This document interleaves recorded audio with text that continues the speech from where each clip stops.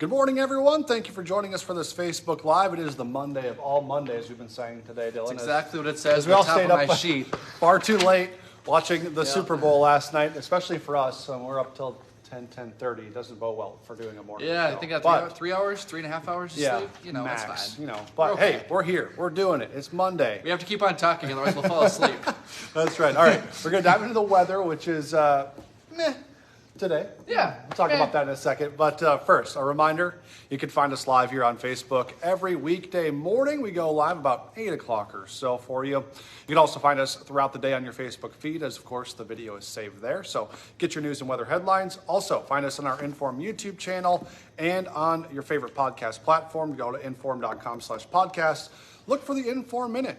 Plenty of places to find us. So, Dillon, today, not bad weather, just kind of meh, like I said. Yeah, I mean, sunshine, that's always nice. Yeah. You don't see a lot of sun. We're seeing sun right now. But we haven't really seen a lot of sun this month. Think about it. It's been a cloudy month. Cloudy January, cloudy February. Anyways, should see sun for at least to start the day. Clouds will increase from the north and the west. Will be mostly cloudy by tonight. A couple of snow flurries could linger in northern Minnesota. Okay. Not really anything accumulating. Better chance of snow for all of us comes tomorrow. And that chance of snow is still meh. I like that word, meh. Yeah. I used that a few times this morning. Most of us will see less than a half inch of accumulation, which could still bring a couple of slippery spots. Sure.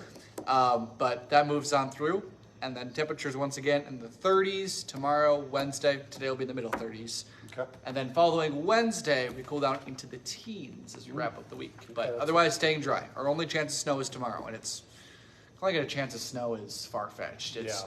Might just see some flurries or something. Maybe, mostly cloudy with a couple of flakes moving on through. Could be enough to impact travel, but it's not like we're getting multiple inches of snow. It'll be a half inch at most. That's good news. So no big storms in the near future? So. Nope. If you're headed south, I guess Wednesday, Thursday, like South Dakota, southern South Dakota and southern Minnesota could see 1 to 4 inches of snow, but not for us. We'll stay quiet here. So. All right, well, starting to feel a little more February-like, but still, not bad at all for really, this time of year. Not bad at all. It could be much worse. Yeah. All right, Dylan. Thank you, sir. You bet.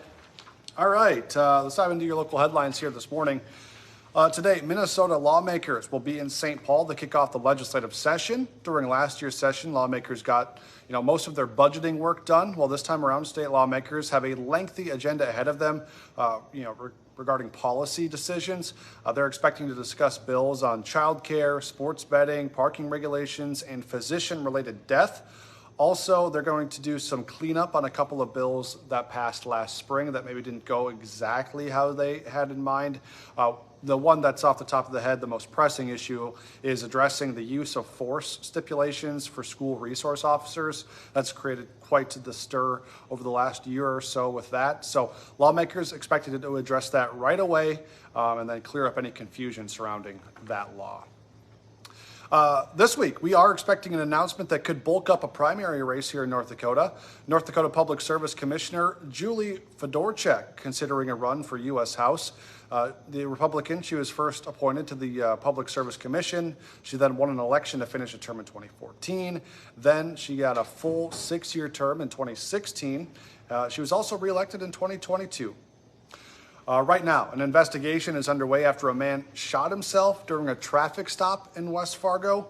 Police say it happened around 11:30 in the morning on Sunday. They pulled someone over at Veterans Boulevard and 26th Avenue for probable cause related to a separate incident of domestic violence or a domestic dispute of some sort. The driver got out. He was detained briefly, but the passenger would not get out of the car, did not cooperate with commands from officers, stayed in the vehicle. Eventually, he pulled out a gun and took his own life. Police say no officers fired any shots and nobody else was hurt in the incident. Police say they had encountered this person on Saturday night regarding a domestic dispute. So that's connected to the whole thing. But besides that, no other details are being released right now.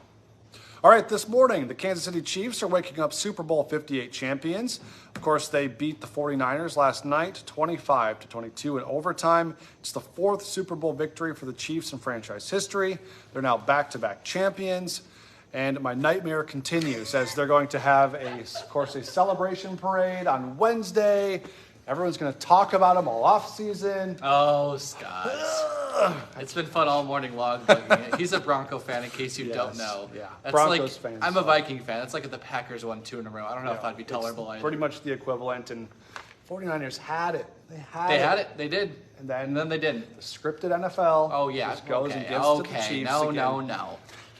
They wouldn't have missed that extra point though. I know. That got blocked. That was huge. That proved costly. I really did. I mean, we were kind of talking about it. It was kind of a snooze fest for like the first half, and then the first half was so boring until the get towards the end, and obviously the Lombardi's on the line, and every play is big. How about 2 new kick records for the longest field goal? Oh yeah. You had Jake Moody, longest 55-yarder, longest field goal in Super Bowl history, and then Harrison Butker later that game, 57-yarder to beat that record. So Jake Moody got to stay at the Super Bowl record for an hour. Yeah. So, anyways, what do you think of the halftime show, Dillon? Usher.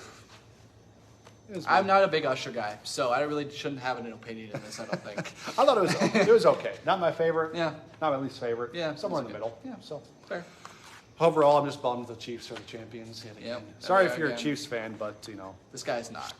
It is what it is. Anyway, Dom is going to be talking about the Super Bowl, giving a full recap this morning on Hot Mic. You can watch it from 9 to 11 on WDAY Extra at Inform.com.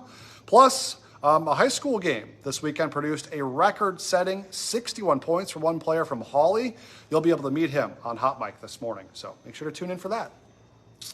Also, before I let you go, a reminder, for 99 cents a month for your first 3 months, get an all-access pass to Inform.com. Just go to Inform.com/subscribe, and then you can get that deal.